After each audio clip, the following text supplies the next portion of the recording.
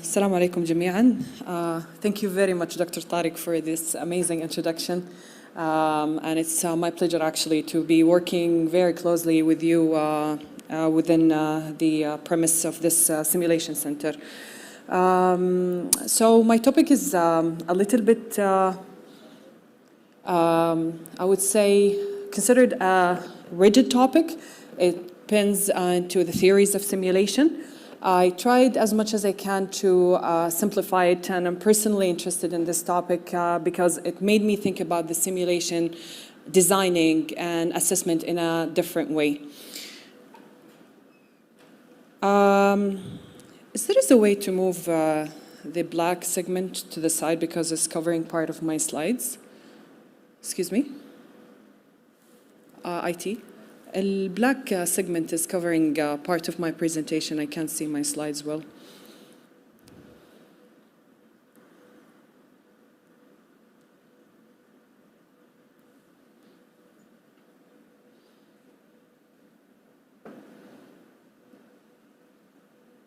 So I closed it anyways. Okay.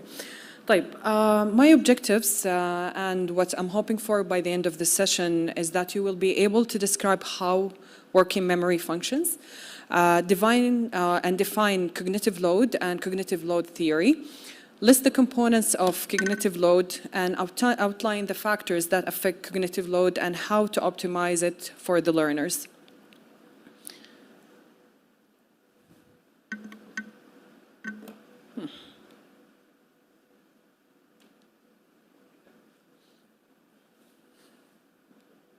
I don't know, it is frozen. Let me try again. Okay, so a little bit of concept elaboration for the working memory. Is it slow or is it not advancing?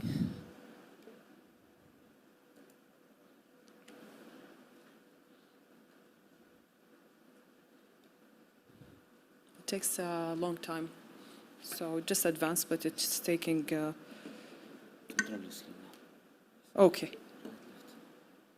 Okay, perfect. That's even better. Right. So basically this diagram illustrates what's happening right now while you're listening to me. And while you're sitting here, you're having multiple sensory inputs. It's visual, it is auditory, it is tactile. All of these are perceived through your eyes, your hands, your sensory nerves into your brain. And these are what we call it the sensory input. In the meantime, you're listening to me talking, and there is something that I have said that connects with something you have heard in the past, something that you haven't experienced about, or something you haven't heard about. And those informations that you know is stored in what you call it your long-term memory. And it's stored in a form that we call it in medical education schemas, where basically it's a cluster of information, patterns that are recognized, stored, and can be easily retrieved as one chunk of information rather than multiple chunks of information. And while you're listening to me right now, it's this part of your brain or your working memory that is very active, which is called the working memory. And I can actually closely associate it to the RAM of your computer, okay? Where it has a very limited capacity, but it determines how quickly and how nicely you actually function at that particular moment. Compare it to the long-term memory, which I think about it as the hard drive or the hard disk, which has unlimited capacity, but it takes time to write on it and retrieve from it, unless those information is stored and analyzed in a very specific way. This slide is basically the same as we've mentioned, but it kind of simplified the concept again. So you're having this incoming information from everywhere, including the sense of the cup you're holding or the feeling of the chair you're sitting on. And some of that is basically forgotten or neglected. Like no one of you now, by the time I leave, can remember what is the color of the mic, but you are seeing it. And then what makes it the working memory is what you decide by rehearsal to keep it in there, or you retrieve it from the long-term memory. So now you're looking at my slide, and maybe this part is not clear, so you keep looking at it. So that's the recurrent retrieval. Another concept that I would like to introduce that's going to direct us in the direction of the cognitive load theory is the performance-pressure relationship. So certainly, we need some sort of motivation, which can be called a stressor, to optimize your performance and the way how you think and how you perform in anything, including how your muscle functions. So if we're not actually being stressed or being, I would say, motivated in a way, you're going to be sitting in this area where you're super bored. What you're hearing and listening is either not of interest or you're fully familiar with, and we are sitting here, which is not very helpful for the education to occur. If you're way stressed out, all what you're hearing and looking at is very new, very novice, or you are learning in a very stressful environment, you're sitting basically here, and that also compromises the learning. So cognitive load theory basically trying to position you in the sweet spot where you're stressed enough to have the optimal performance. So this is basically one of the definitions of cognitive load, which is a theory that is based or founded on the fact that working memory has a limited capacity, as you remember, as the RAM of your computer or the cache memory. When dealing with the novel information, any new information, it is very limited. And when the requirement surpasses this capacity, then the learning is impaired. Again, just a reminder of this diagram. I always look at diaphragms in ICU, so it is a diagram, not a diaphragm. This is where we want our learners to be during the simulation. When we talk about cognitive load, we're talking about the cognitive load of our working memory. And while you're listening to me, you are under 3 different kinds of loads. The extrinsic or extraneous cognitive load, and this is related to the topic that I'm talking about. It's related to the complexity of the topic that I'm talking about, and your level. How much do you know about cognitive load? How much you know about simulation? I'm going to have more examples to elaborate, but I'm just trying to introduce you here to the concept so you're familiar with these terminologies. The extraneous cognitive load is basically everything that exists in the learning environment and is not contributing to learning, either intentional or non-intentional. So any extra unnecessary information, any extra unnecessary illustrations, noise, emotions, it depends how you look at it. And finally, the germane load. And the germane load is basically what we are trying to free up. When your RAM is busy, you try to close all the unnecessary tabs on your computer, so you have more germane load, more space to work in. When your kitchen countertop is busy, you try to clean up, so all the unnecessary things, keep only the necessary ingredients, so you have more space to work. And whatever happens here is the long-term memory and where it actually goes and translates and gets registered in your long-term memory. So basically, when I'm talking to you, I'm exposing your brains to loads. Some of them are intrinsic, some of them are extraneous, and I have to optimize those 2 in order to find a place for the germane load where the learning occurs. So how can we utilize this theory to optimize our simulation experience? I'm going to talk mainly about how we're going to optimize the intrinsic load, how we can minimize the extraneous load, and then by default you're going to have more room for your germane load. So managing intrinsic load, and the word selection here is managing intrinsic load. It's not reducing the intrinsic load because this has to be the exposure to achieve the learning. When I'm talking, I'm going to present it in a form of examples and simulated experiences so we can kind of connect this concept to an actual example. So in this sector, I will be talking about the insertion of an IV cannula. So when we talk about insertion of IV cannula, this is what comes to our brain. This is inserted IV cannula, and that's the learning process, and that's what I want my learners to achieve. However, in order to enhance this learning and to manage your intrinsic load, because this, including to me, is a very complex procedure. For a first-year nurse, this is a very complex procedure to just throw them in the simulation lab, Yalla, start practicing the insertion on an IV cannula. So one of the ways that we can work around this and optimize this load, because now the intrinsic load is very high, that's not going to leave any space to their germane load and for learning to occur, is to do what we call the segmenting or the sequencing effect, which is basically we have to think actively, how can we break this task or this lecture or this knowledge into pieces and bits and deliver it to our student. So this IV line insertion is comprised of all of these knowledge that the nurse or the medical student or the learner has to master before being able to convey a perfect IV line. So he has to know what are the types and the gauge of the cannula, what do we need to have around us to insert the cannula safely, a tourniquet, a gauze, alcohol swab. I need to know what are the components of the actual cannula. This is the needle, this is the cover, this is etc. He or she should be able to communicate effectively, explain the upsides, the advantages, disadvantages, potential complication of the procedure. He or she also has to be very familiar with the mannequin, how this mannequin works, how the IV works in there, how the mannequin actually feels, and then the procedure itself and how to dispose effectively whatever you have used for this procedure. So all of this work together, and these are all segments and pieces of information and knowledge that you need to master before you actually get to that end result. And this is one way of optimizing the intrinsic load. So when you're designing a scenario, think about and actively what are the components in your scenario or your task trainer that the student needs to know in order to convey or conduct the whole process you're thinking of.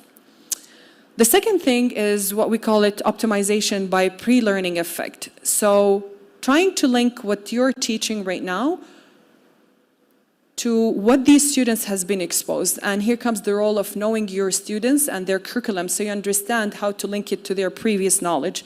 So for example, if they had in the curriculum an arterial line insertion before, you can build your teaching experience by contrasting and comparing what is being taught right now to their previous knowledge of a sort of vascular manipulation that they had before. And hopefully this also will decrease their intrinsic load because they can connect the similarities and the differences in their schemas when they're using the germane load. Scaffolding is another way, and scaffolding basically can be the pre-learning, can be the sequencing, but generally when we talk about scaffolding is what we exactly refer to is reducing the problem complexity. So now I take this process of IV line insertion and scaffold it. So I start by teaching them in one session the sizes. The second, I teach them the structure. Then I teach them the requirement, then the mannequin. And eventually, I have scaffolded them to be able to do it independently and correctly. In terms of managing the extraneous load, what we say or what we mean usually to minimize it, because it is an extra pieces of information that does not add, does not benefit, and does not aid the learning process. So the example I'm going to be using in this segment is a high fidelity setting, and how can we optimize our extraneous load in these settings, and what effects can we use. So one of the things that we should avoid and be aware of is what we call it the split attention effect.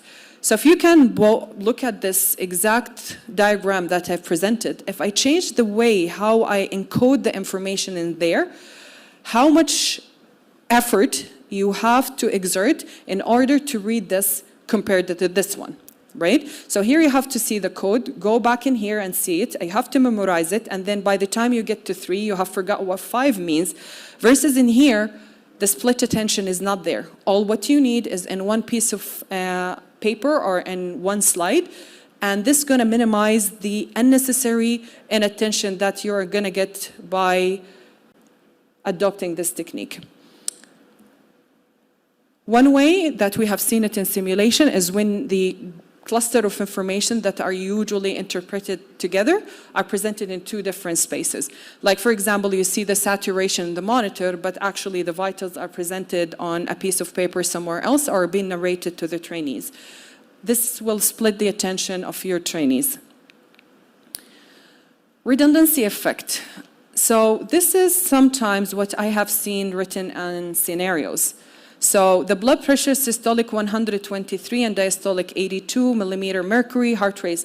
So there is a lot of redundancy, either how things has been made harder by using alphabetical to describe the number rather than writing the numbers, or by actually giving an information that's already available. And this redundancy, these are useful information, but together they are redundant. So look at your scenarios, try to refine them, remove any unnecessary information. If you have a CBC that you only need it for the hemoglobin level, you don't need to list the differential of your WBCs or putting the coagulation with the PTT. Depends on the goal of your scenario. So redundancy is very important.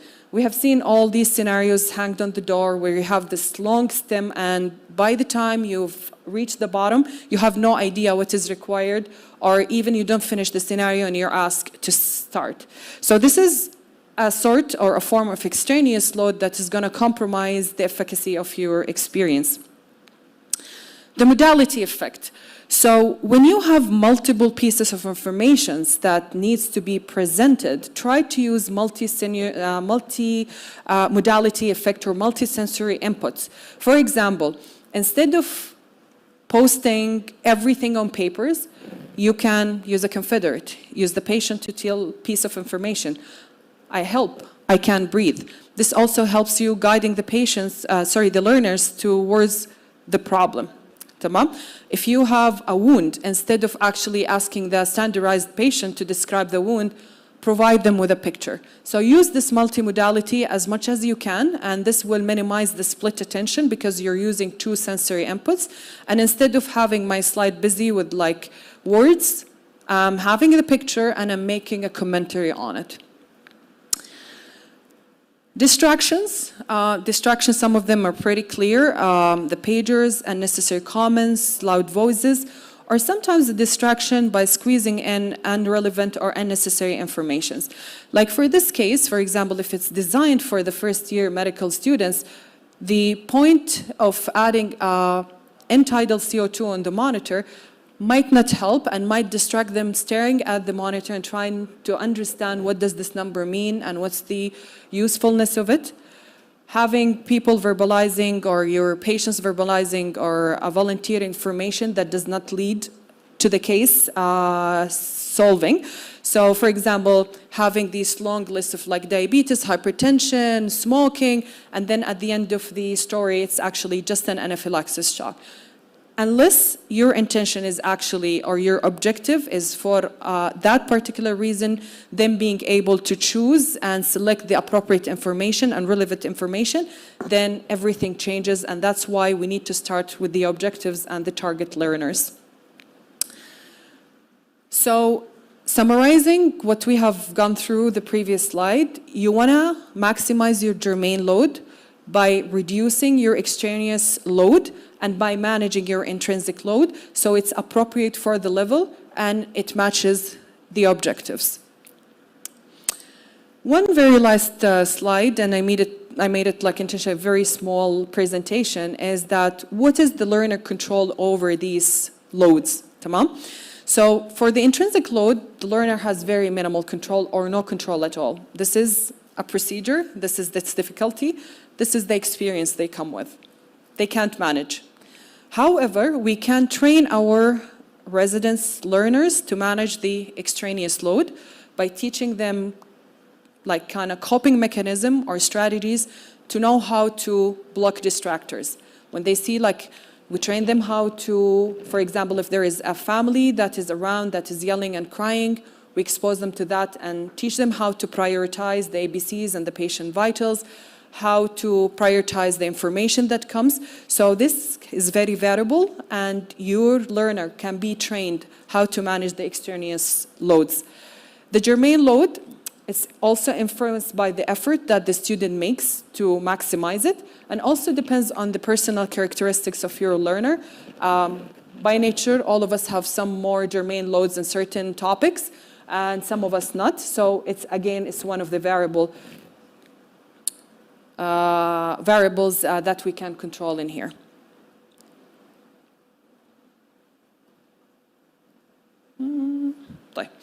I will end up with this busy slide. I'm not going to go over it, but I highly recommend anybody who participates in simulation activity to visit this link, review this schedule, which is very practical, to show you like every phase of simulation, starting with preparation, ending with debriefing, what kind of flows that can affect your learners, and then how can you optimize it. And they refer to the underpinning learning theories that can be reviewed to expand your understanding of how to optimize this. This brings me to the last slide. Thank you very much for your listening, and I hope it kind of like made it easier for you to understand this cognitive load business. And I'm happy to receive any questions. Thank you very much.